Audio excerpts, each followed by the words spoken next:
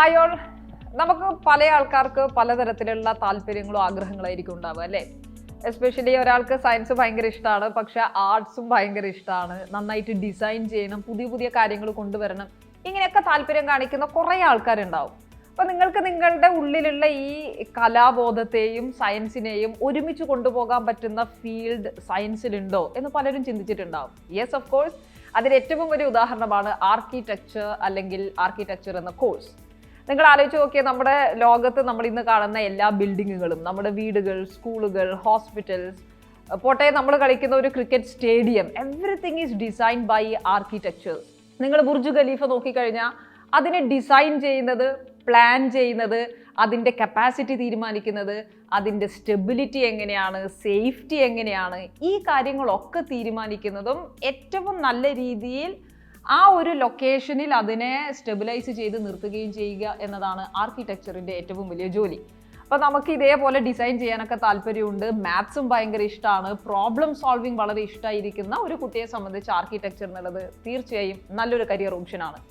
ഈ ആർക്കിടെക്ചേഴ്സിലേക്ക് ഇന്ത്യയിൽ ഒരുപാട് സ്കോപ്പുകളുണ്ട്. ഇന്ന് ഇന്ത്യയിൽ എവിടെയാണ് നിങ്ങൾ ആർക്കിടെക്ചർ പഠിക്കേണ്ടതെന്ന് ചോദിച്ചു കഴിഞ്ഞാൽ കേരളത്തിന് പുറത്തും ഇന്ത്യയുടെ പ്രസ്റ്റീജിയസ് ആയിരിക്കുന്ന പ്രീമിയർ ഇൻസ്റ്റിറ്റ്യൂട്ടുകളിലും നമുക്ക് ആർക്കിടെക്ചറിനുള്ള ഓപ്ഷൻസ് അവൈലബിൾ ആണ്. അതിന് ഓഫ് കോഴ്സ് +2 കഴിഞ്ഞിട്ടുള്ള ഒരു മാർക്സിൻ്റെ അടിസ്ഥാനത്തിലല്ല നമുക്ക് ഇത്തരം കോഴ്സുകളിലേക്കുള്ള അഡ്മിഷൻ കിട്ടുക. You have to go through N entrance examination.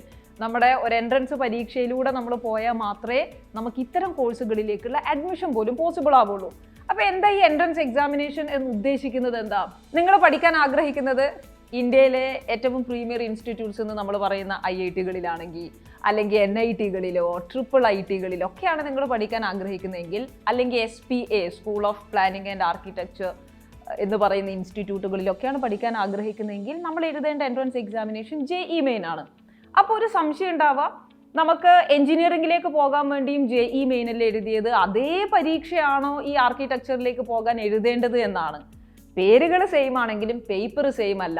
JEE main എന്ന പരീക്ഷയ്ക്ക് 2 പേപ്പറുകളുണ്ട്. അതിൽ പേപ്പർ 1-ലാണ് നമുക്ക് എൻജിനീയർ ആകാൻ ടിപ്പിക്കൽ എൻജിനീയറിംഗ് ആസ്പിരൻസും പ്യുവർ സയൻസ് ആസ്പിരൻസും എഴുതേണ്ടത് JEE മെയിനിൻ്റെ പേപ്പർ 1 ആണ്. ഈ JEE മെയിൻ പേപ്പർ 2-ൽ വരുന്ന പേപ്പർ 2A എന്ന് പറയുന്ന ഓപ്ഷനാണ് നമ്മുടെ ആർക്കിടെക്ചർ കോഴ്സുകളിലേക്കുള്ള എൻട്രൻസ് എക്സാമിനേഷനായിട്ട് അവതരിപ്പിക്കപ്പെടുന്നത്. സോ നമ്മൾ എഴുതുന്നത് JEEയുടെ 2nd പേപ്പർ ആണെന്നുള്ളത് പ്രത്യേകം ഓർമ്മിക്കുക. ഫസ്റ്റ് പേപ്പർ എഴുതണം എന്ന് നിർബന്ധമൊന്നുമില്ല, നിങ്ങൾക്ക് 2nd പേപ്പർ മാത്രമായിട്ട് എഴുതാം. 2A എന്നാണ് നമ്മളതിൽ പേപ്പറിൻ്റെ പേര് പറയാം. ഈ പേപ്പർ എഴുതിയിട്ട് ഏറ്റവും മികച്ച മാർക്ക് വാങ്ങുന്നവർക്കാണ് NIT-കളിലും SPA-കളിലും അതേപോലെ IIIT-കളിലും ആർക്കിടെക്ചർ കോഴ്സിലേക്കുള്ള അവസരം ഉണ്ടാവുക. ഇനി നിങ്ങൾക്ക് IIT-യിലേക്കാണ് ആർക്കിടെക്ചറിങ് പെർസ്യൂ ചെയ്യാൻ ആഗ്രഹമെന്ന് വിചാരിക്കാം. JEE മെയിനിൻ്റെ ഈ സ്കോർ വെച്ച് മാത്രം നമുക്ക് അഡ്മിഷൻ കിട്ടുമോ? ഇല്ല. JEE മെയിനിൽ നിന്ന് തിരഞ്ഞെടുക്കപ്പെടുന്ന കുട്ടികളെ വീണ്ടും ഒരു JEE അഡ്വാൻസ്ഡ് എന്ന പരീക്ഷയ്ക്ക് ഇരുത്തി അതിൽ ആർക്കിടെക്ചർ ആപ്റ്റിറ്റ്യൂഡ് ടെസ്റ്റ് AAT-യിൽ നമുക്ക് കിട്ടുന്ന മാർക്കിൻ്റെ അടിസ്ഥാനത്തിലായിരിക്കും നിങ്ങൾക്ക് IIT-കളിലേക്കുള്ള അഡ്മിഷൻ പോസിബിൾ ആവുക.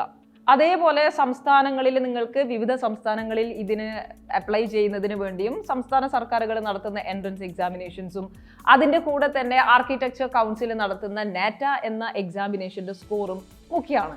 അപ്പോൾ നിങ്ങൾ ശ്രദ്ധിക്കേണ്ടത്, നിങ്ങൾക്ക് മാത്സിനോട് ഭയങ്കര ഇഷ്ടമുള്ള ഒരാൾ പ്ലസ് ആർട്സ് കൂടി മിക്സ് ചെയ്യാൻ ആഗ്രഹിക്കുന്നവരാണ് ഈ കരിയർ പെർസ്യൂ ചെയ്യേണ്ടത്. ഏറ്റവും നന്നായിട്ട് പ്ലാൻ ചെയ്ത് എക്സിക്യൂട്ട് ചെയ്യാൻ കഴിയുന്ന ആൾക്കാർക്ക് വലിയ സ്കോപ്പാണ്. അത് ഇന്ത്യക്കകത്ത് മാത്രമല്ല, ഇന്ത്യക്ക് പുറത്തും.